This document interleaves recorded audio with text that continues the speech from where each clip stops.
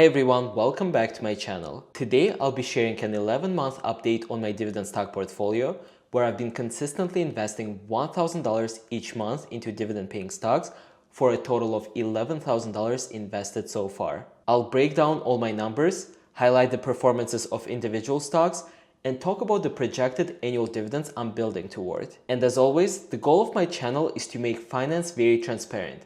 And I make these updates whether my portfolios are up or down. I made an update on my undervalued portfolio a few days ago, and I'm up in that portfolio by 26.7% in 11 months. So now let's go over my dividend portfolio. My portfolio of $11,000 now includes 19 different dividend-paying stocks, making it quite diversified, almost like my own personal dividend ETF. In terms of my biggest winners, 3M Corporation is my best performing stock, up 64.7% with a profit of $120, amazing growth for a dividend stock. Avalon Bay also continues to impress, up 30.3%, adding $53 in value. ADP is another strong performer, climbing 29.3%, bringing me a gain of $140. And then Clorox jumped 19.4%, earning me $106 in profit. And in terms of my biggest losers, UPS went on a big decline after losing some shipping business with Amazon,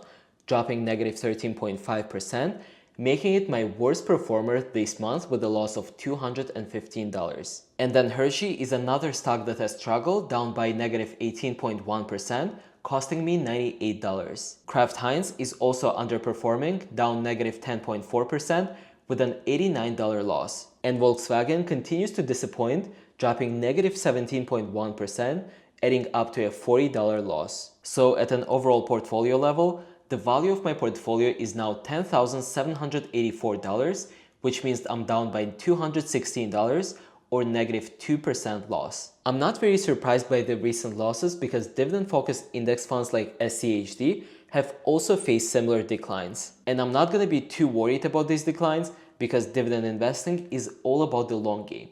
And these dips may present great buying opportunities if the fundamentals remain strong. So now let's talk about my favorite part, the dividends. Over the past 11 months, I've received $184.87 in total dividends. And based on my current holdings, my projected annual dividend income is now $476.32, with a weighted average dividend yield of 4.42%. Some of my highest dividend payers include BP with $55.33 annually or 5.9% yield, UPS with $77 annually or 5.71% yield, Pfizer with $17.08 annually or 6.49% yield, and Verizon with $63.04 annually or 6.88% yield. And these dividends will continue to grow as I reinvest them, helping to accelerate my passive income over time. So reflecting on the past 11 months, I've learned a lot about patience and long-term investing. While my undervalued stock portfolio has delivered quicker gains,